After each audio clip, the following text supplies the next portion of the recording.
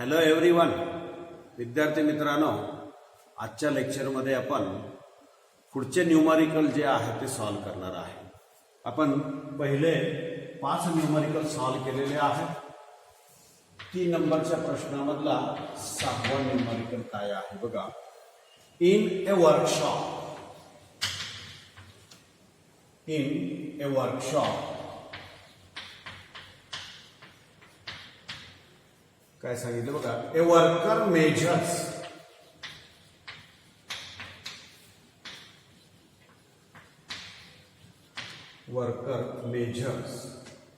the length of the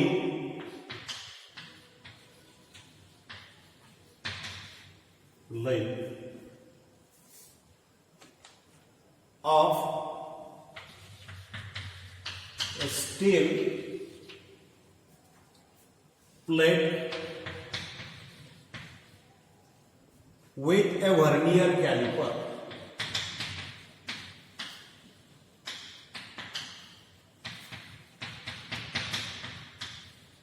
With a vernier caliper having list count किती दिलेलं आहे बघा. 0.01 सेंटीमीटर. फॉर सच 4 असे ऑब्झर्वेशन घेतलेले आहेत. फॉर सच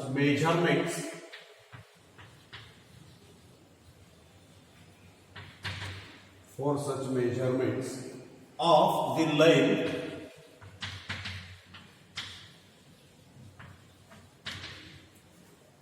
yielded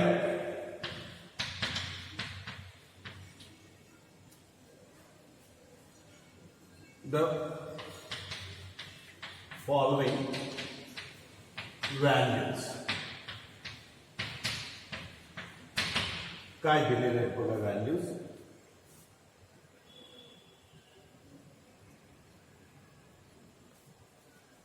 yielded काय दिले आहेत बघा व्हॅल्यूज. पहिली व्हॅल्यू आहे 3.11 सेंटीमीटर, 3.13 सेंटीमीटर, 3.14 सेंटीमीटर, पुन्हा 3.14 सेंटीमीटर अशी आहे. Find the mean length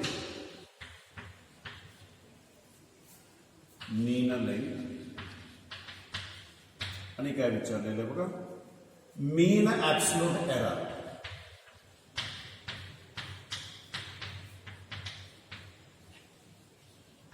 mean absolute error and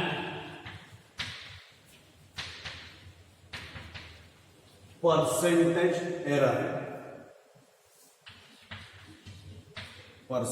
error in the measured value of length. In the measured value of length. In the measured value of length. बघा solution मध्ये काय लिहिता येईल आपल्याला.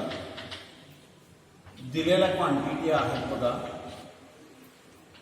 L1 दिलेले आहे तुम्हाला 3.11 सेंटीमीटर.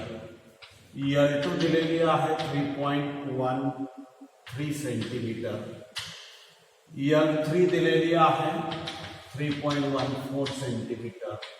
L4 दिलेला आहे 3.14 सेंटीमीटर. एकूण 4 रिडिंग आहेत. n = 4 असं लिहितात. विचारलेलं आहे तुम्हाला मीन लेंथ, त्याच्यानंतर डेल्टा LM म्हणजे ऍब्सोल्यूट एररची मीन व्हॅल्यू काढायची आहे. त्याला मीन ऍब्सोल्यूट एरर असं म्हटलेलं आहे. त्याला आपण या ठिकाणी मीन ऍब्सोल्यूट एरर असं म्हटलेलं आहे. आणि तिसरी क्वांटिटी आहे ती पर्सेंटेज एरर विचारलेली आहे. अशा या क्वांटिटी आपल्याला विचारलेल्या आहेत.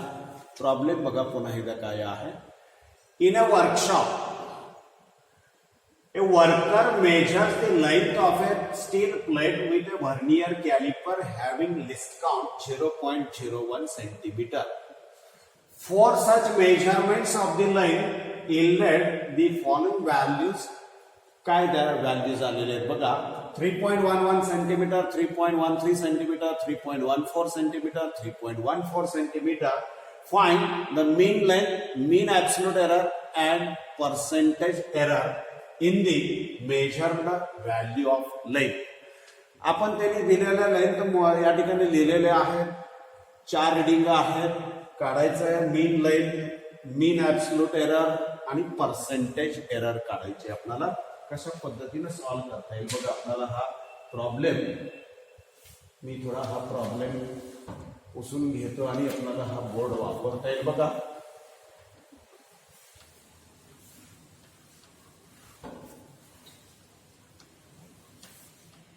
मीन व्हॅल्यूला आपण काय करणार आहे, या सगळ्यांची म्हणजे 4 रिडिंग जे आहेत त्यांची बेरीज करणार आणि 4 ने डिवाइड करणार. या चौघांची बेरीज करणार आणि आपण 4 ने डिवाइड करणार आहे. बघा सोडवता येईल आपल्याला. चौघांची बेरीज भागाकारामध्ये 4.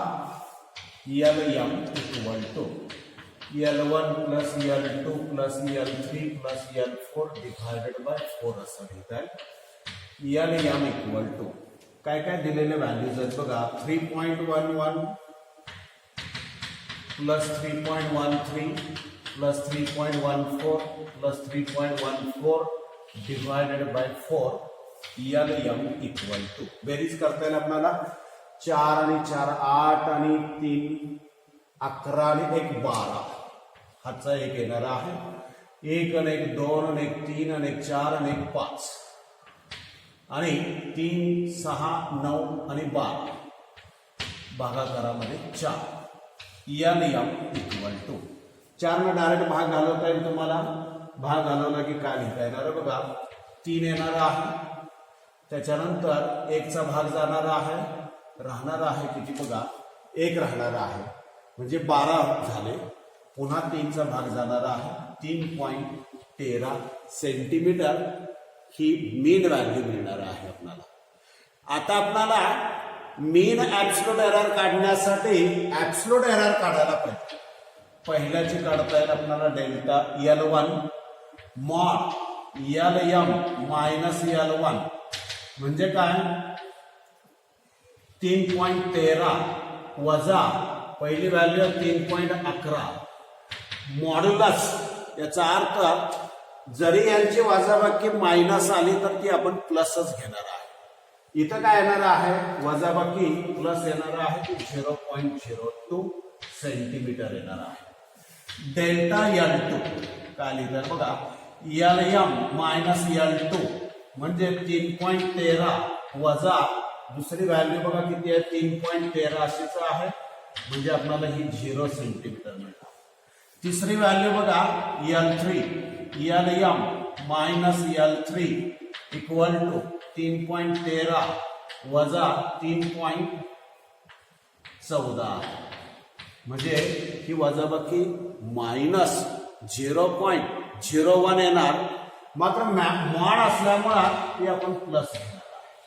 चौथी व्हॅल्यू बघा LM minus L4 equal to 3.13 वजा 3.14 पुन्हा वजाच येणार परंतु मॉड आहे मॅग्निट्यूड घ्यायची आहे म्हणजे काय येणार 0.01 सेंटीमीटर असं येणार आहे.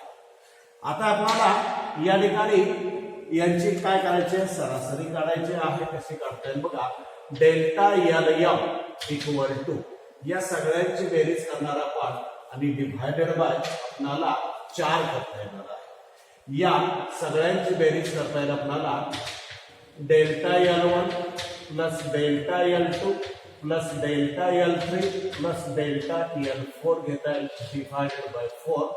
डेल्टा LM इक्वल टू बेरीज बघा 0.02 plus 0 plus 0.01 plus 0.01 divided by 4.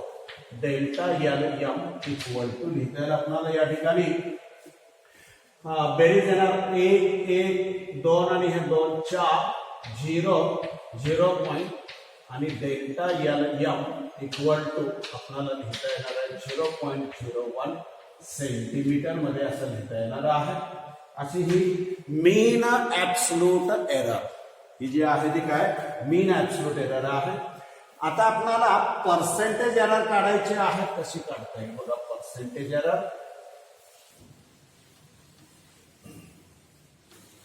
Percentage एररला आपण या मीन ऍब्सोल्यूट एररला मीन व्हॅल्यूनं डिव्हाइड करणार आहे. मीन ऍब्सोल्यूट एररला मीन व्हॅल्यूनं आपण डिव्हाइड करणार आहे. कसं लिहिता येते बघा आपल्याला.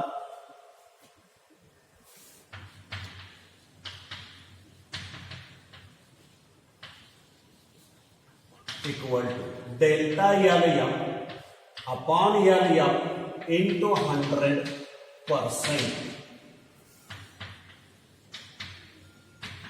Percentage error equal to delta L M मिळालेला आहे 0.01, एल एम आहे 3.13 इंटू 100 पर्सेंटेज एरर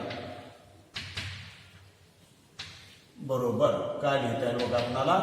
या दोघांचा गुणाकार 1 येणार, भागाकारामध्ये 3.13 येणार आहे आणि या दोघांच्या लॉगची वजाबाकी आणि अँटी लॉग काढला की आपल्याला उत्तर मिळणार आहे. काय येणार आहे बघा. न्यूमरेटरला 1 आहे 0.000 मायनस आपल्याला लॉग बघायचा आहे या ठिकाणी 31चा 3 मध्ये. लॉगॅरिथमच्या टेबलमध्ये गेला 31चा 3 मध्ये जर बघितला तर तो आहे 49.55. कॅरेक्टरिस्टिक 0 येणार आहे. 49.55 वजाबाकी करायचे 5 4 0 5 5 0 मधून म्हणजे 10 मधून 5 गेले की 5 राहणार आहे. 1 येणार आहे या बाजूला. 0 मायनस 1 म्हणजे 52 येणार आहे. आणि आता 49चा 4 आणि 5च्या अँटीलॉगच्या टेबल मधला मॅन्टिसा 50 4 आणि 5. 4 मध्ये 3192 आहे, 5 मध्ये 4 आहे म्हणजे 3196 होणार. पर्सेंटेज एरर इक्वल टू 31 बघा 92 आणि हे 4 ऍड केलं की 3196 असं होणार आहे. बार 1 म्हणजे 0 पॉइंट असं येणार आहे. बार 1 म्हणजे काय येणार आहे 0 पॉइंट असं येणार आहे. आणि आता आपल्याला या ठिकाणी हे जे एरर आहे ते मोस्टली एका डिजिट मध्ये आणि अगदीच आपल्याला ते 2 डिजिट मध्ये लिहायचे आहे. हे जे एरर आहे ती एका डिजिट मध्ये आणि अगदीच आपल्याला लिहायचे असेल तर दुसरा डिजिट लिहिता येतो, त्याच्यापेक्षा जास्त डिजिट लिहिणार नाही आपण. पर्सेंटेज एरर काय लिहिता येईल बघा. हा 6 सोडणार. त्याचे काय नियम आहेत, काय नियम आहेत बघा. जर 5 पेक्षा लहान असेल तर डायरेक्ट सोडायचा आहे तो अंक, तो डिजिट. 5 पेक्षा मोठा असेल तर त्याचा लेफ्ट साइडचा 1 न वाढवायचा आहे. 5 पेक्षा मोठा असेल तर काय करायचं 1 न वाढवायचं आहे.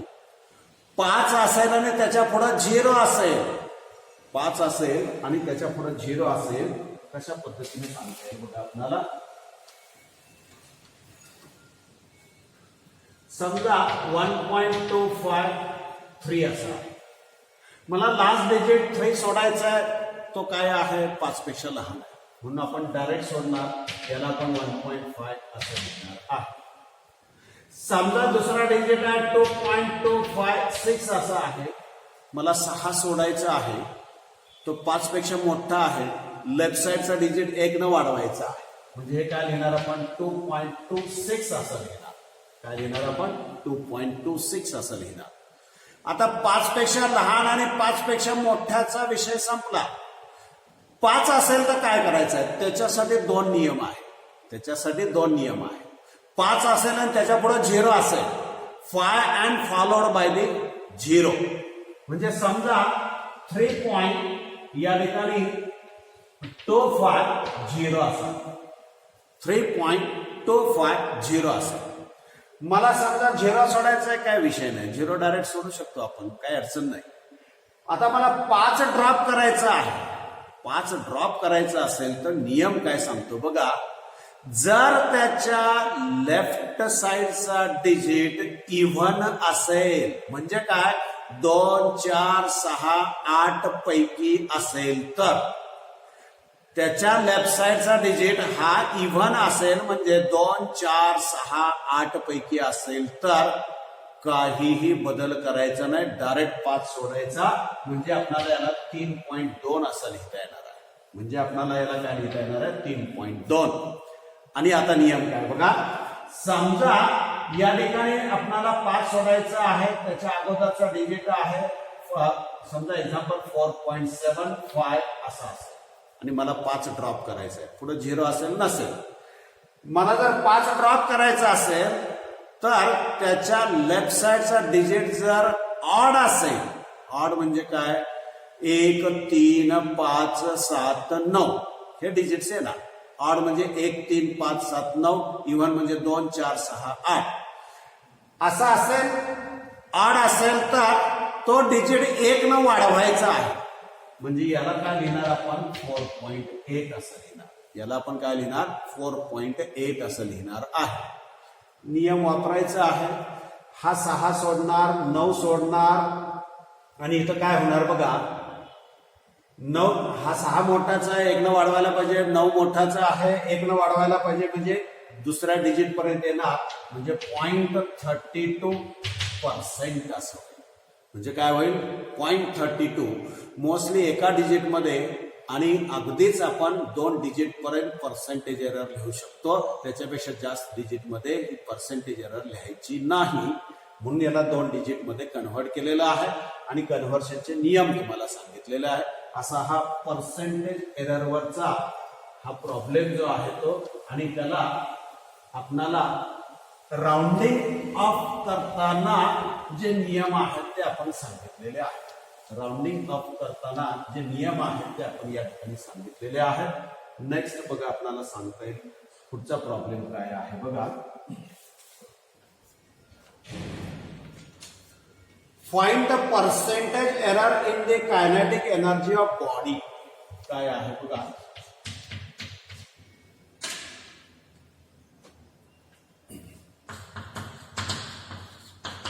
Find the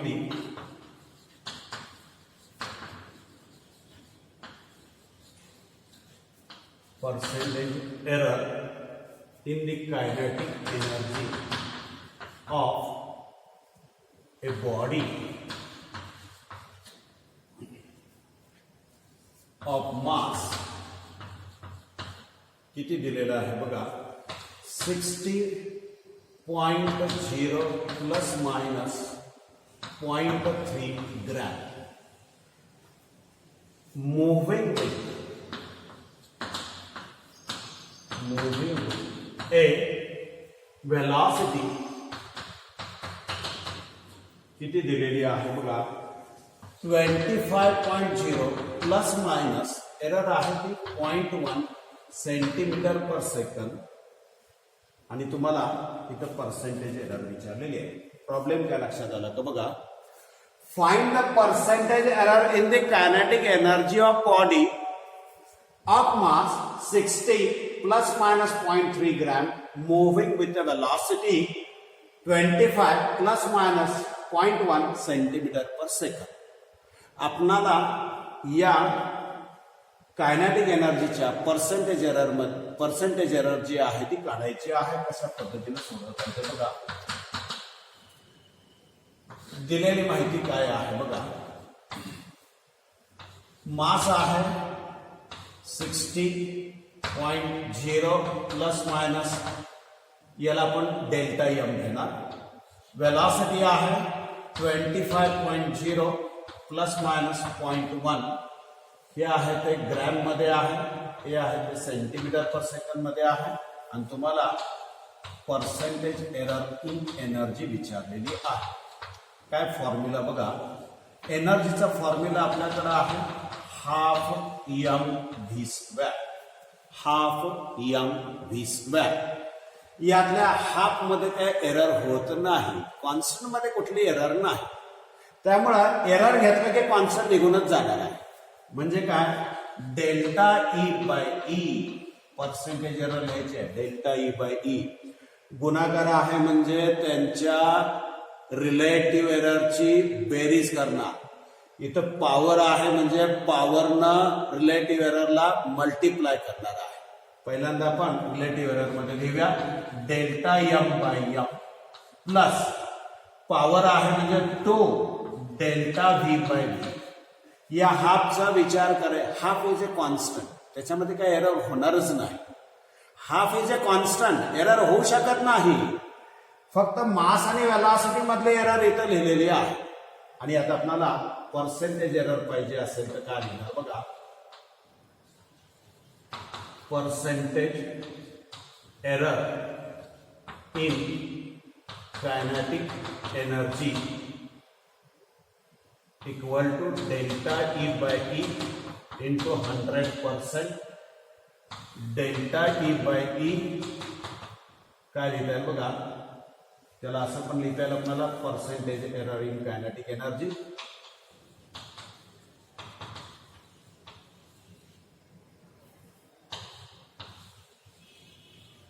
in kinetic energy equal to formula आहे बघा delta M by M plus 2 delta V by V into 100% मध्ये येणार आहे. पुढे लिहिता येईल आपल्याला बघा percentage error in kinetic energy.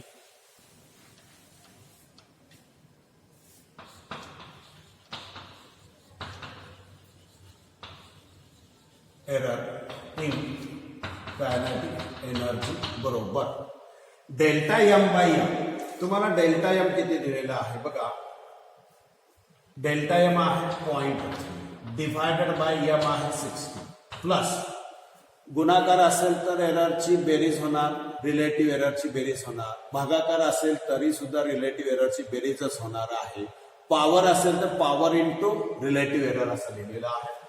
2 into delta V by V. Delta V 0.1 आहे, व्ही आहे तो 25 आहे आणि याला आपण 100 न मल्टिप्लाय करणार आहे. Percentage error in kinetic energy बरोबर काय लिहिता येईल बघा, मी 100 न मल्टिप्लाय करणार. 100 न मल्टिप्लाय केलं तर याला किती येणार बघा 0.3 इंटू 100 म्हणजे आपणाला किती मिळणार बघा या ठिकाणी 10 न मल्टिप्लाय केले की 3 होणार.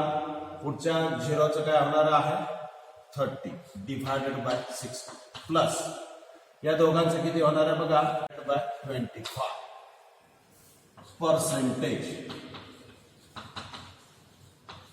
Error in kinetic energy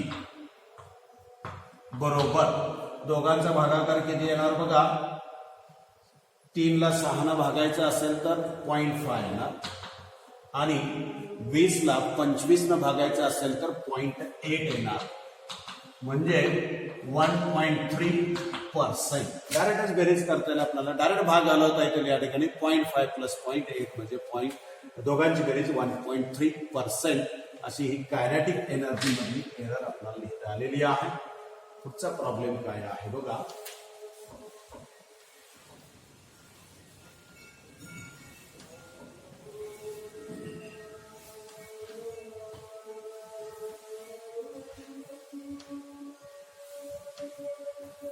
next problem मध्ये काय सांगितलेलं आहे बघा, in Ohm's experiment the values of unknown resistance were found to be. इन Ohm's experiment,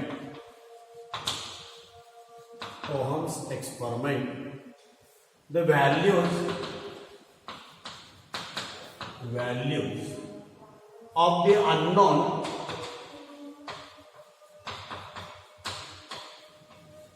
unknown resistances were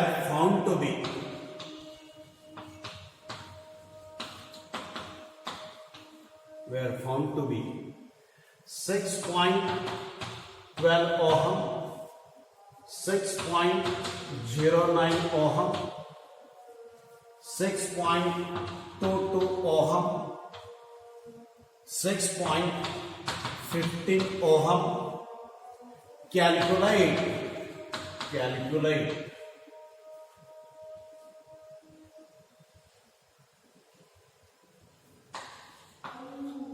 काय लिहिता येईल बघा. ऍब्सोल्यूट एरर आणि काय विचारले बघा. And percentage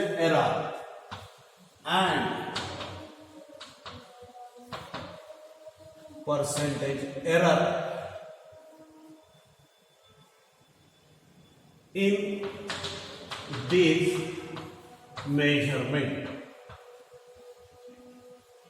in these measurements. सोडवता येईल आपल्याला. या अगोदर एक आपण सोडवलेला आहे. काय सांगितलं बघा. ओहम्स एक्सपेरिमेंट करत असताना म्हणजे जिथे आपण करंट आणि व्होल्टेज मोजल्यानंतर आपल्याला रेजिस्टन्स मिळणार आहे त्या ठिकाणच्या ज्या काय रेजिस्टन्सच्या व्हॅल्यूज आलेल्या आहेत त्या 6.12, 6.09, 6.22, 6.15. तर याच्यामधली ऍब्सोल्यूट एरर किती असेल आणि पर्सेंटेज एरर किती असेल असं विचारलेलं आहे. लिहिता येईल आपल्याला. Resistance R1 equal to 6.12 ohm, R2 equal to 6.09 ohm, R3 equal to 6.22 ohm, R4 equal to 6.15 ohm. यांची व्हॅल्यू 4 आहे. विचारलेली आहे ऍब्सोल्यूट एरर आणि पर्सेंटेज एरर.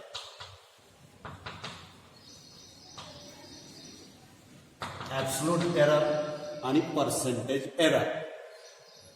ऍब्सोल्यूट एरर काढण्यासाठी आपणाला म्हणजे मीन ऍब्सोल्यूट एरर काढणार आपण. मीन व्हॅल्यू कॅल्क्युलेट करायला पाहिजे. ऍब्सोल्यूट एरर काढण्यासाठी आपल्याला मीन व्हॅल्यू जी आहे ती कॅल्क्युलेट करायला पाहिजे. कशा पद्धतीने कॅल्क्युलेट करता येईल बघा.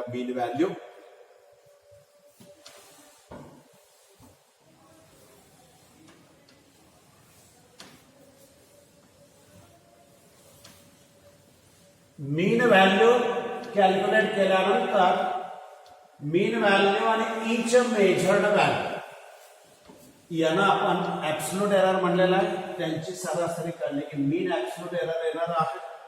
कशा पद्धतीने बघा. RM equal to R1 plus R2 plus R3 plus R4 divided by 4. RM equal to दिलेल्या व्हॅल्यूज काय आहेत बघा. 6.12 plus 6.09 plus 6.22 plus 6.15 divided by 4 असं लिहिता येईल आपल्याला. बघा RM इक्वल टू बेरीज करायची आहे. 5 आणि 2 7 आणि 9 16 आणि 2 18 येणार आहे. 1 हातचा आलेला आहे. पुढं 1 आणि 1 2 आणि 2 4 आणि 1 5 येणार आहे. 6 12 18 24 भागाकारामध्ये 4. RM इक्वल टू डिवाइड करायचं आहे. 6 ने भाग जाणार आहे. डिवाइड केल्यानंतर पहिला भाग जो आहे तो 6 ने जाणार आहे. पुढे काय येणार आहे बघा. 5 आहे म्हणजे 1 येणार आहे. आणि आता पुढे बघा भागाकार काय होणार आहे. 1 म्हणजे 18 राहिलेले आहे. 4 चौक 16 2 राहिलेले आहे. 4 पंचे 20. मात्र आपणाला या ठिकाणी 3 डिजिट पर्यंतच ठेवायला पाहिजे. आपल्याला या ठिकाणी काय करायला पाहिजे. 3 डिजिटच ठेवायला पाहिजे. नियम वापरायचा. 5 आला त्याच्या लेफ्ट साइडचा डिजिट जर इव्हन असेल 5 डायरेक्ट ड्रॉप करायचा. ऑड असेल 1 न वाढवायचा. म्हणजे हा आपल्याला काय लिहिता येईल 6.14 ओहम असं लिहिता येणार आहे. आता आपण ऍब्सोल्यूट एरर काढणार आहे. कशी काढणार आहे. Delta R1 equal to mod RM minus R1 equal to 6.14 वजा पहिली किंमत आहे 6.12, दोघांची वजाबाकी 0.02 ohm. Delta R2 equal to RM minus R2 equal to 6.14 वजा 6.09, काय येणार बघा वजाबाकी 0.05 ohm. Delta R3 equal to RM minus R3 equal to 6.14 वजा तिसरी व्हॅल्यू 6.22, ही वजाबाकी वजा येणार आहे, मायनस येणार आहे, मात्र आपण ती मॅग्निट्यूड मध्ये घेणार आहे, म्हणजे मॉड घेणार आहे. काय येणार बघा 22 मधून 14 घालवायचे आहे, 0.08 आणि 6 14 8 येणार. आणि last delta R4 equal to RM minus R4 equal to 6.14 वजा 6.15 इक्वल टू काय येणार 0.01 ओहम येणार आहे. आणि आता याची आपणाला मीन ऍब्सोल्यूट व्हॅल्यू जी आहे ती काढायची आहे, किंवा मीन ऍब्सोल्यूट एरर काढायची आहे.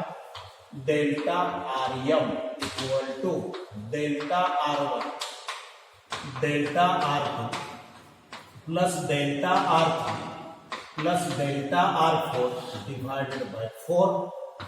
Delta RM equal to values बघा 0.02 plus 0.05 plus 0.08 plus 0.01 divided by 4.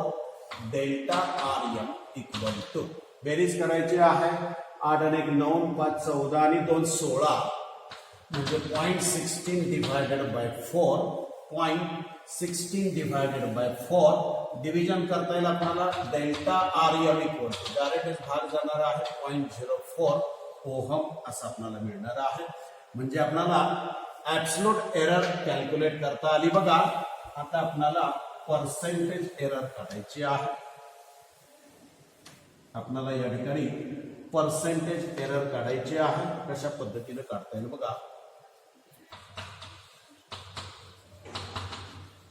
Percentage error in R equal to delta RM by RM into 100%. पुढे percentage error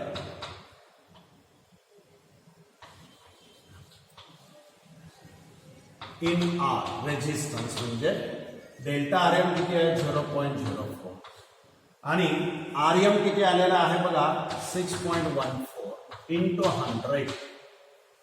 percentage error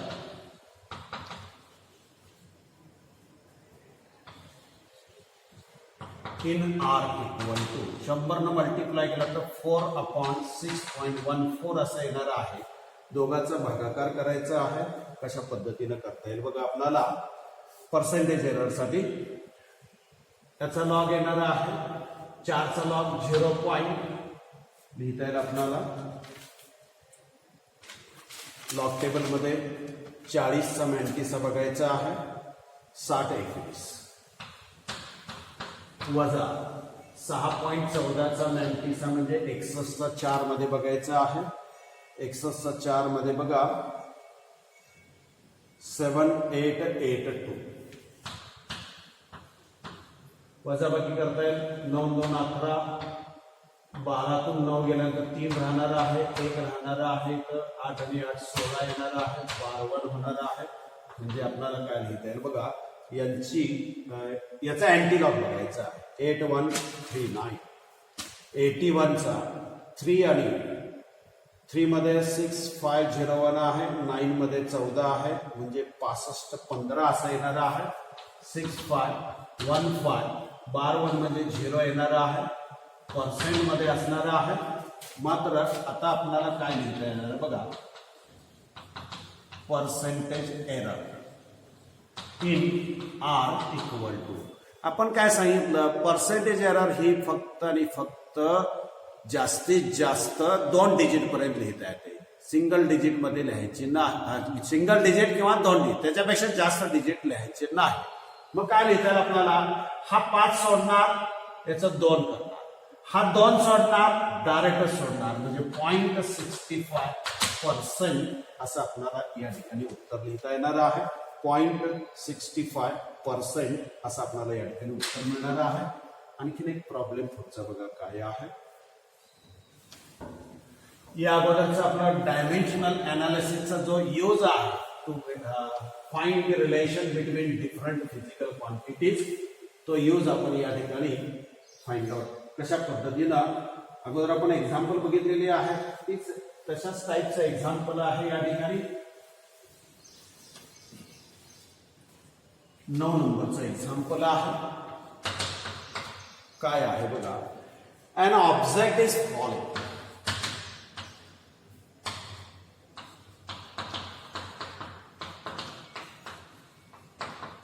object खाली पडणार आहे. Freely under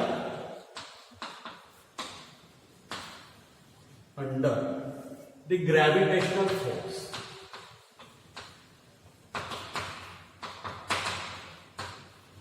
Gravitational force, its velocity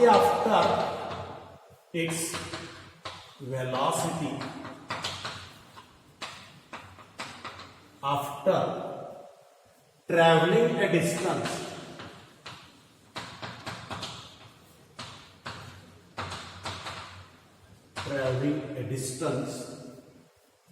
h is v. If v depends upon gravitational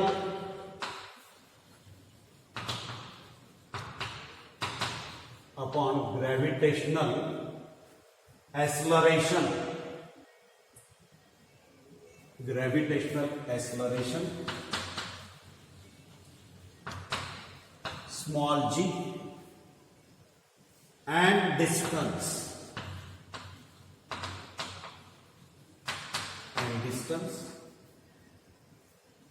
prove, काय म्हटलेलं बघा, prove with dimensional analysis.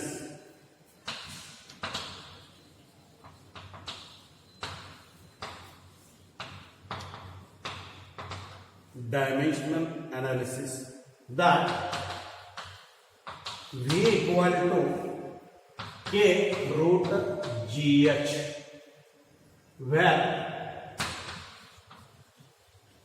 k is constant.